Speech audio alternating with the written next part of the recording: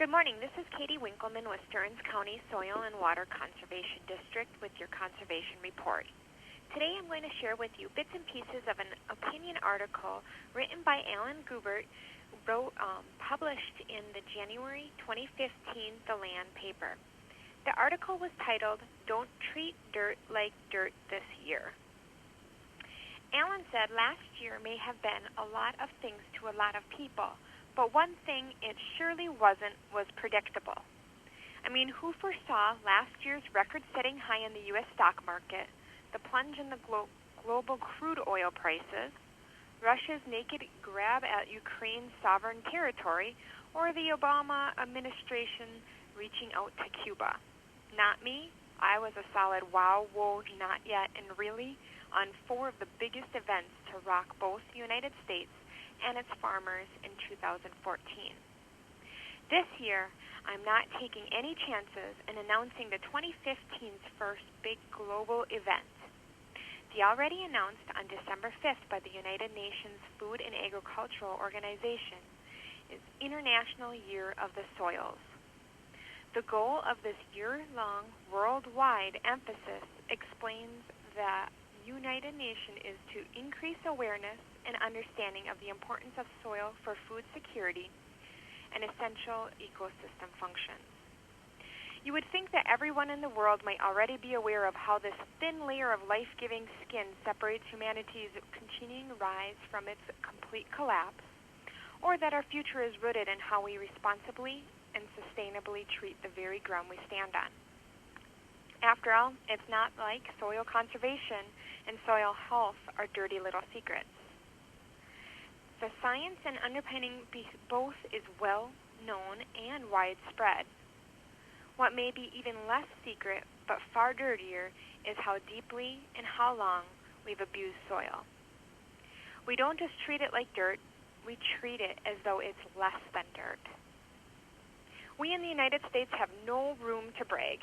It's estimated that the total annual cost of erosion is about $44 billion per year, which equates to about $100 per acre of cropland and pasture. Take across the globe total soil erosion and soil degradation, numbers are knee-buckling. The annual loss of 75 billion tons of soil costs the world about $400 billion per year. Changing the perspective doesn't change the importance of soil or soil erosion.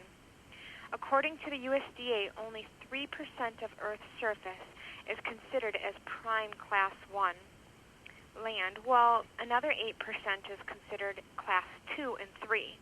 This 11% of land must feed the 7.6 billion expected in 2020. We can see where Mr. Gruber is going with this.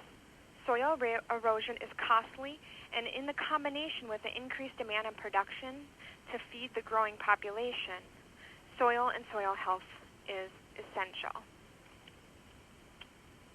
On Wednesday, I was at the Certified Crop Advisors Update and got the opportunity to listen to Dr. Rick Cruz speak. Dr. Cruz is from Iowa State University, and he presented data on what the past erosion has cost us annually in Iowa. Now, he stressed to us, the audience, that just because these are Iowa numbers, that the Minnesota's are not going to be significantly different. With all his research, he found that average soil loss from the past is 6.8 inches of topsoil.